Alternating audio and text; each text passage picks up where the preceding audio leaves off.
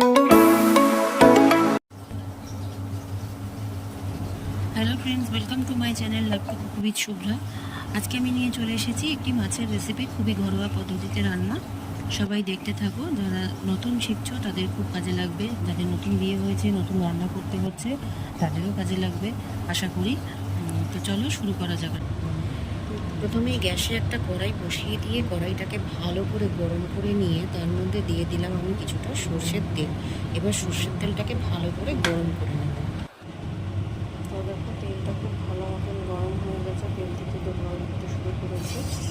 এবার আমি ছেড়ে দেবো, আঁচটা কমিয়ে দিয়ে এর মধ্যে ছেড়ে দেবো আমি মাছগুলো।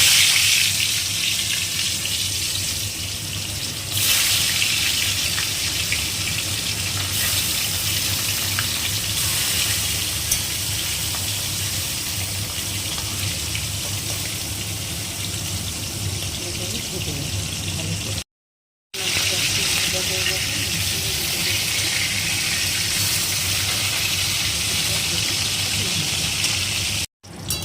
মাছগুলো ভাজা হয়ে গেছে, এবার আমি মাছগুলো তুলে নেব।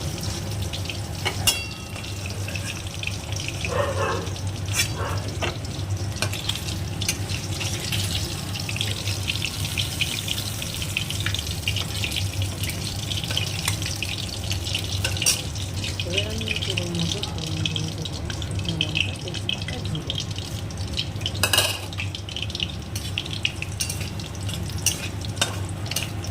ফোড়নটাকে একটু সময় ধরে ভালো করে একটু ভেজে নেব।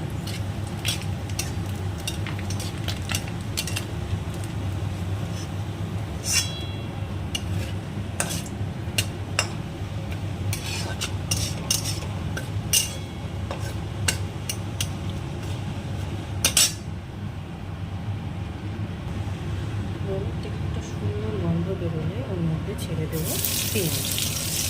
এখানে আমি দিয়েছি ছোটো ছোটো সাইজের পেঁয়াজ ভিতরে কুচিয়ে নিয়েছি। এটা তেলের মধ্যে দিয়ে আমি ভালো করে ভেজে নেব। মাছের মধ্যে পেঁয়াজটা দিলে মাছের একটা টেস্ট এবং গন্ধ ফ্লেভারটা যেটা আসে ভালো লাগে। আমার বাড়িতে তো সবাই খুব পছন্দ করে, তোমরা এখন করে দেখতে পারো।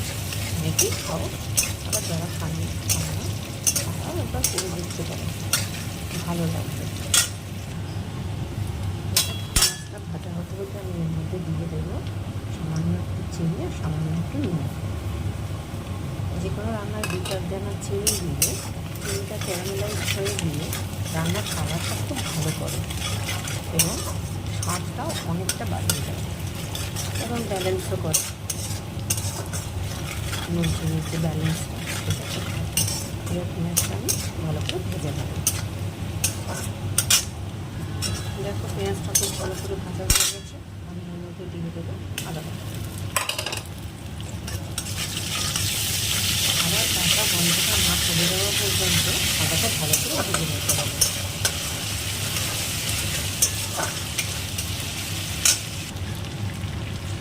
এবার দিয়ে দেবো কিছু গুঁড়ো মশলা, যেগুলো ধনে গুঁড়ো আর লাল লঙ্কা। আমি একটু ভালো করে নেড়ে চলে নেবো মশলাটা। এখন কিন্তু আচ্ছা এখন কমে থাকে, লঙ্কা কমে ঝোলটা কিন্তু কেটে দেবো। এবার এটা কষানোর জন্য আমি সামান্য পরিমাণে জল দিয়ে দিলাম। মশলাটা ভালো করে কষিয়ে নেব। মশলাটা ভালো করে কষে এসেছে, এবার আমি এর মধ্যে দিয়ে দেবো আগের থেকে ভেজে তুলে রাখা আলুগুলো দিয়ে ভালো করে মশলার সাথে মিশিয়ে নেব। মশলাটা ভালো করে কষা হয়ে গেলে এর মধ্যে দিয়ে দিলাম আমি সামান্য পরিমাণে গরম জল, উষ্ণ গরম জল। ঝোলটা দেখুন ভালো মতো ফুটে গেছে, এবার এর মধ্যে দিয়ে দেবো ভেজে রাখা মাছগুলো। মাছগুলো ভালো করে ছেড়ে মিশিয়ে দেবো।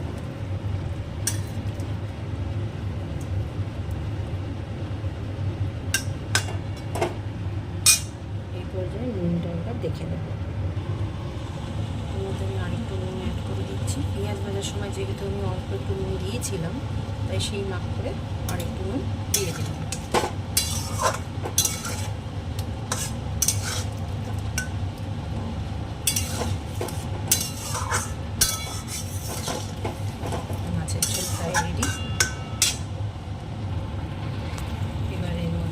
জিরা কাঁচা লঙ্কা, শাহি গরম মশলা দিয়ে